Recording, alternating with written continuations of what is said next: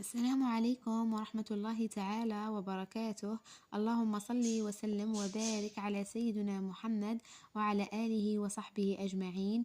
أهلا وسهلا بكم خياتي في قناتي. كيف أحوالكم على رمضان؟ ديجا راه قريب في النص، جانا ضيف يخلينا نوالفوه ومن بعد يروح ويخلينا اغتنموا الفرصة في هذا الشهر الكريم.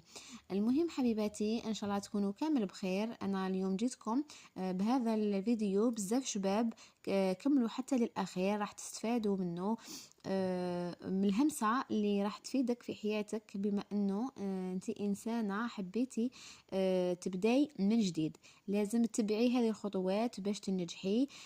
كما كاين بزاف أخوات يقولوا لي رانا حابين نبدلوا حاجة في أنفسنا، لكن كل ما نجي نتبدل كاينة حاجة ترجعني.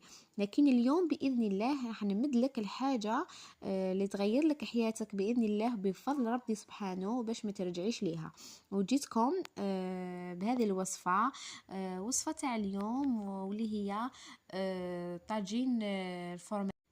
في هذه الوصفة أنا هنا كنت حكمت كوكوط، درت فيها الدجاج، درت فيها شوية تاع الزيت، شوية تاع المارغرين، مع القليل من البصل، نخليهم يتقلاو على نار تكون ناقصة. كيما مرة نقول لكم أنا كي نحب نطيب على نار ناقصة. المهم حبيباتي، شوفوا أنا وش كنت درت. كنت حكمت صدر تاع الدجاج، كنت رحيته، وبعد ما رحيت صدر تاع الدجاج تاعي. انا هذا طاجين الفرماج مولفة نديرو بزاف في رمضان، لانه راح يجي خفيف ومام اقتصادي، زعما ماشي حاجه اللي راح تكلفك، ومام اذا جاوك ضياف ولا تقدري تحمري به وجهك. المهم في هذيك الكوكوط انا كنت درت كامل لي زيبيس تاوعي، واللي هما انا شوفوا لي زيبيس ما نحبش ندير بزاف. درت شويه تاع راس الحانوت والزنجبيل، لانه انا راح ندير معاه زيتون، راح ندير صوص بيضة. صافي لازم ندير حاجه اللي تكون في البيضة. درت شويه بصل مرحي، راس الحانوت، وشويه تاع الزنجبيل. وهنا كنت حكمت هذا الزيتون. الزيتون هنا نقطع فيه رقيق باش نخلطه مع الفرماج رابي. وكما راكم تشوفوا هنا صدر تاع الدجاج اللي كنت حكمته، رحيته، درت معاه الزيتون قطعته رقيق، زدت معاه شيدار، وزدت معاه هذا الفرماج. انا نستعمل هذه النوعيه بزاف شابه، مالغريتو هي تحضيره، لكن بزاف شباب هذا الفرماج انا نستعمله احسن من تاع البيدون. وهذاك الزيتون اللي راني خليته راح نديروه في هذاك المرق يطيب كما راكم تشوفوا هنا. شوفوا احنا في رمضان، على بالي بزاف كاين اللي يحبوا ينوعوا الماكله، لكن ديري واش تاكلي تيا، ماشي لازم ديري كلش ومن بعد تبقى لك الماكله وتترمى. لا لا، تبذير مش مليح. انا هنا حندير القليل من الفرماج. شوفوا هذا طاجين الفرماج يحتاج بزاف فرامج، يعني واش يكون عندك ضيفي فيه. انا هنا شوفوا تتقلى معايا، وانا باش تجيني عاقده المرقه تاعي، لاصوص تاعي هذه تاع الزيتون، ضفت لها شويه تاع الفارينه واخليها تتقلى معاها، لانه الفارينه هي اللي راح تمدلك هذيك البنه، وتمدلك هذيك الصوص اللي تكون عاقده شويه. انا هنا كنت ضفت القليل من الماء، يعني انا ما نمرقش بزاف، نمرق غير شويه برك، يعني ماشي حاجه. انا هنا راح نغلق على الكوكوط تاعي ونخليها تطيب على نار تكون ناقصه.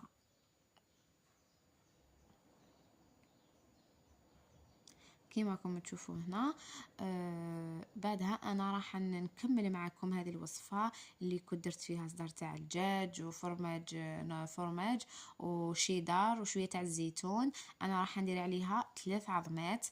وكنت جبت هذا المول، انا هذا المول صغير يعني قيس شخصين انا كنت درته. واذا حبيتي ضعفي المقادير تاعك عادي، على حساب افراد العائله تاعك. هذه هي الوصفة سهلة تاع اليوم. حبيت نرجع للموضوع اللي حبيت نهضر فيه، كيفاه ندير حدود للناس اللي حولي. مهما كنتي شاطرة، قارية، شايفة، وكنتي بهلولة وما كيش عارفة ديري، ديري حدود للناس اللي حولك. انت تقولي شكون الناس اللي حولي. شوفوا، قادر يكون اقرب الناس ليك في العلاقات نتاوعنا دائما الا ما تخرج لنا علاقات مؤذيه. هذوك العلاقات المؤذيه مع الوقت ياثروا على النفسيه نتاعك، يدخلوك في اكتئاب. كاينه واحد الاخت قالت لي انا ما عنديش ثقه في نفسي، وكي نهضر دايما نحس روحي ما نعرفش نهضر. نحس الآخرين خير مني. عمرك كيما دايما نقولك اعطي قيمة لروحك، يقيموك الناس. عمرك ما تحسي روحك باللي اقل من الاخرين. انتي انسانة خلقك ربي، عندك كيان، بلاك انتي متميزة على الاخرين. فقط انتي عندك عدم تقديرك لذاتك. خلاك تحسي هكا، تقيمي روحك لما انتي تشوفي روحك باللي صح انسانة.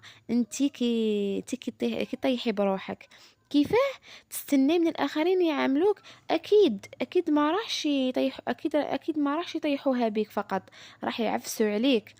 ننصحك مهما كنتي مهما كنتي وعلميها لولادك. احنا رانا امهات، ما راناش نساء فقط، امهات مربيات الاجيال. ديري الثقة في نفسك. كنتي قارية ماشي قارية، شابة ماشي شابة، شايفة ماكيش شايفة.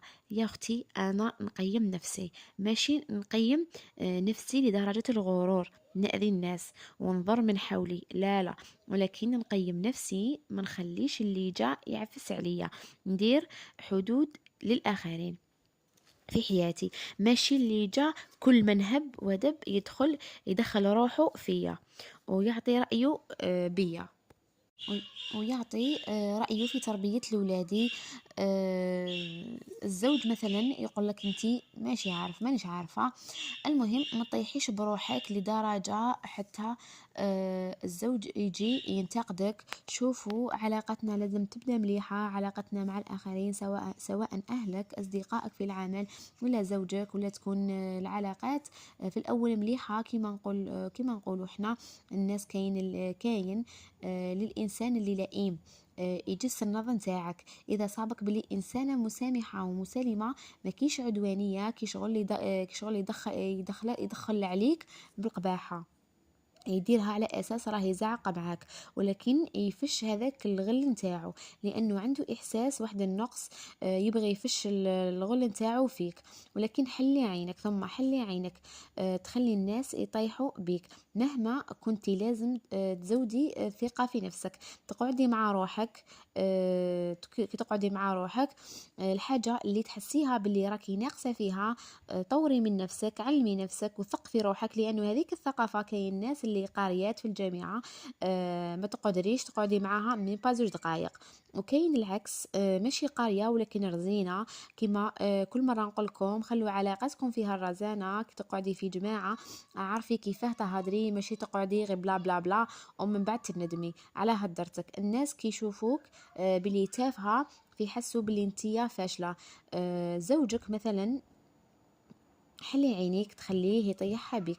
مثلا جارة تروحي ليها تأمني عليها، تحكي لها كامل وش عندك، من بعد هذيك الجارة تقول لراجلها، وراجلها يديها القهاوي وتوليها درتك في القهوة. عمرك ولا تأمني الناس 100%. ما تأمنيش لأنه هذاك الإنسان يضربك بسلاحك.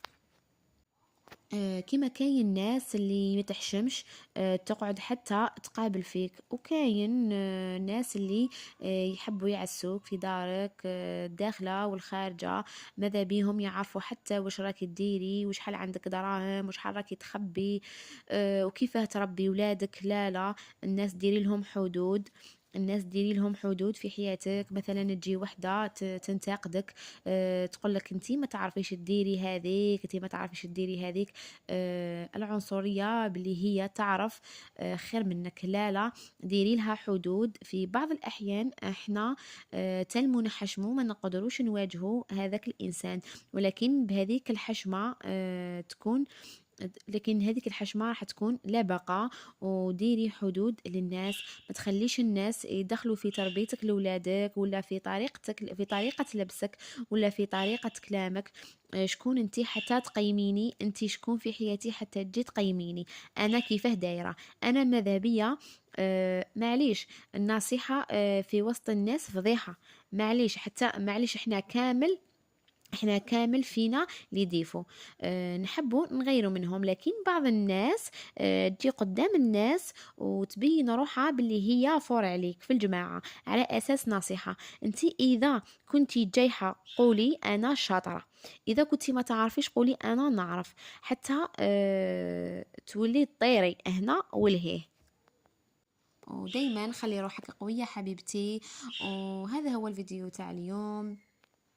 نقولكم صحة فطوركم، وان شاء الله تجربوا الوصفة بزاف سهلة. والى فيديو اخر ان شاء الله. سلام.